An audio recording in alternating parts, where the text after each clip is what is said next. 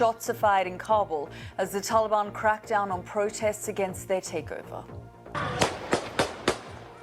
Taliban fighters fired their guns into the air to try to disperse demonstrators, many of them women, who crossed live to Kabul. Planes grounded on the tarmac at Afghanistan's Mazar-e-Sharif airport as reports emerged that 1,000 people, including Americans, have been blocked from boarding evacuation flights. Aid reaches Tigray in northern Ethiopia, the first delivery in 2 weeks to a region where more than 6 million people are in dire need of humanitarian assistance. El Salvador becomes the first country in the world to formally adopt the cryptocurrency Bitcoin as legal tender. U.S. Secretaries of State and Defense meet in Doha with people who fled Taliban-ruled Afghanistan. The officials thanked the Qatari government for aiding efforts to get Americans and Afghan allies out of Afghanistan. In Morocco, 18 million people are expected to vote in elections on Wednesday, while observing measures to prevent the spread of COVID-19. In the Philippines, a powerful ocean storm, Typhoon Khansan, strikes the eastern part of the country. And the Israeli army launches airstrikes on Hamas military targets in the Gaza Strip.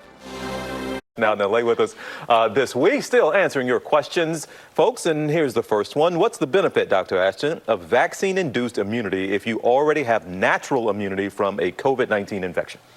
This is a great question, and we're getting a lot more data about this. Again, a lot of it coming from Israel, where they have a smaller country, the majority of whom have been vaccinated, and they've been tracking and comparing different groups. People who have had natural COVID infection and then got reinfected, people who were vaccinated and then had breakthrough, a combination of all of these groups, and early unpublished data, and we have to qualify, it's not been peer-reviewed yet, suggests that the benefits of immune protection from natural infection may be slightly better than that gotten from the vaccine, but the highest level of protection comes in those people who have been naturally infected and then vaccinated. So this does not mean, I want to be crystal clear, does not mean that the recommendations or data suggest that you should avoid vaccination. That is still the best approach to keeping people out of the hospital and saving lives. All right, and Dr. Ashton, here's one really relevant now. A lot of people going back to school, a lot of folks going back to the office. So this, how can folks with social anxiety ease back into everyday activities as the world reopens? Oh, great question. Baby steps, number one. This doesn't have to be an all or none thing like a light switch that has to be accomplished on day one. We have to remember what we have been through and what we are still going through. Recognize and normalize that nothing that's going on right now really seems normal, and that you're not alone. And if you're really, really struggling, there is so much professional help out there, either remotely via apps or telemedicine or in person with mental health professionals. But I swear, TJ, some degree of anxiety is pretty much ubiquitous now. Everyone's dealing with it. Yeah. All right. Dr. Ashton, thank you so much as always. We'll check in with you again. And folks, we want you to keep submitting your questions to Dr. Ashton on our Instagram at Dr. J. Ashton.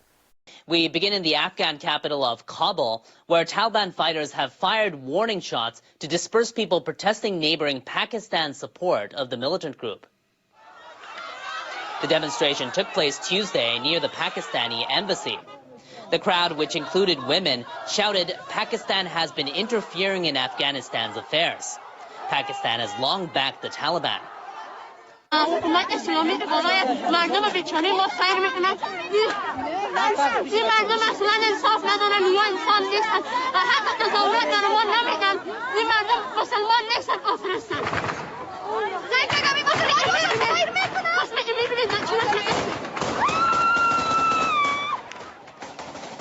No injuries were reported from the incident. Local media say several Afghan journalists were arrested after covering the demonstration. One of them, who was later freed, told the AP news agency the Taliban made him rub his nose on the ground and apologize for covering the protest. Now, concerns are growing over the Taliban's policy on women's rights in Afghanistan. Female students at some universities are already facing segregation in the classroom just weeks after the Taliban takeover. Universities restarted across the country on Monday. Female and male students sat apart, separated by curtains. Female students wore hijabs, leaving only their faces exposed. Reuters says guidelines from an association of private universities in Afghanistan call on its members to mandate hijabs for female students and designate women-only entrances. Universities are also being urged to hire female teachers for female students. Before, women and men studied together as comrades. But now this curtain, it puts a horrible pressure on us, but we have no choice. The Taliban have promised to respect women's rights within the framework of Islamic law, but it's unclear whether the guidelines represent official Taliban policy. The United States has managed to get 4 more Americans out of Afghanistan. Reports say they're the first citizens to be evacuated over land since the U.S. withdrew its troops last month. The news comes as U.S. Secretary of State Antony Blinken met with officials in Qatar, a crucial link to the Taliban. Blinken and U.S. Secretary of Defense Lloyd Austin held talks with Qatar's emir and the country's foreign and defense ministers. At the top of their agenda was Afghanistan.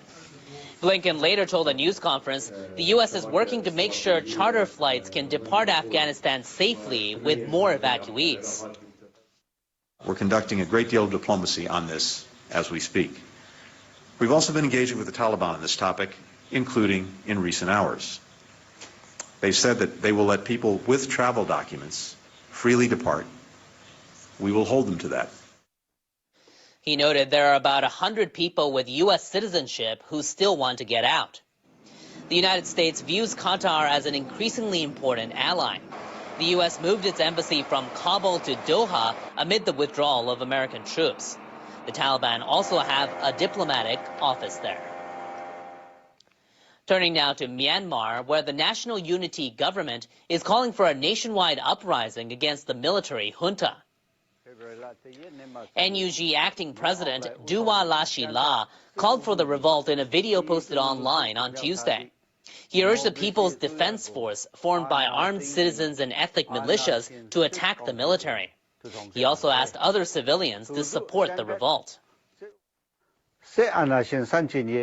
We have launched a people's defensive war against the military junta. He said the military continues to detain, torture, and kill people. Fighting by citizens and ethnic militias against the military continues in many parts of the country. The NUG is made up of ousted lawmakers supporting Aung San Suu Kyi and representatives of ethnic minorities. Its call for the revolt is believed to be aimed at seeking recognition at the UN General Assembly later this month.